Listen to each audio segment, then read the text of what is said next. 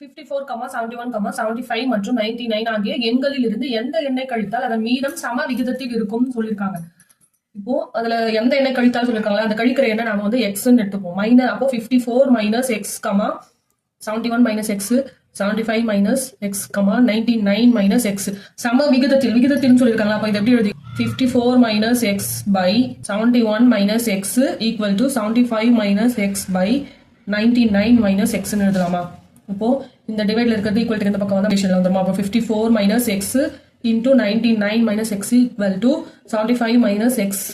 இது வந்து equal to இந்த சைடு வந்தா பெருக்கல் வந்துரும் 71 minus x. இப்போ இது உள்ள மல்டிப்ளை பண்ணா நமக்கு என்ன கிடைக்கும்? ஃபர்ஸ்ட் x ஆல மல்டிப்ளை பண்றோம். x into minus x வந்து plus x ஸ்கொயர் ஆயிடுமா. அப்புறம் minus x into 99 அப்போ minus 99x ஆயிடும். நெக்ஸ்ட் இந்த 54 ஆல இதெல்லாம் மல்டிப்ளை பண்றோம். 54 into minus x வந்து minus 54x, 54 into 99 வந்து plus, இப்போ இந்த x ஆல இதெல்லாம் மல்டிப்ளை பண்றோம். minus x வந்து plus x ஸ்கொயர்,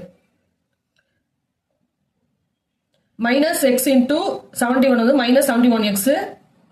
நெக்ஸ்ட் 75 ஆல மல்டிப்ளை பண்றோம். 75 into minus x வந்து minus 75x.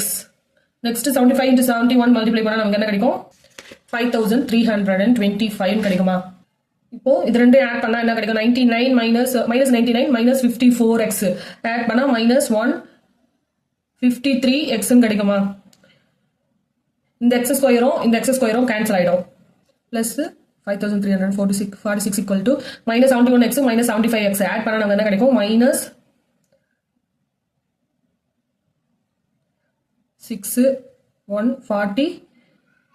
146x plus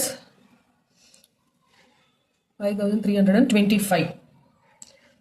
இப்போ x எல்லாம் இந்த சைடு கொண்டு வரலாம். இந்த minus 146x வந்து equal to இந்த பக்கம் வந்து plus ஆயிடுமா. அப்போ minus 153 into x plus 146x equal to இந்த பிளஸ் வந்து ஈக்குவல் டு இந்த சைடு வந்தா மைனஸ் ஆயிடுமா. அப்போ 5325 மைனஸ் 5346 ரெண்டையும் மைனஸ் பண்ணா நமக்கு என்ன கிடைக்கும்?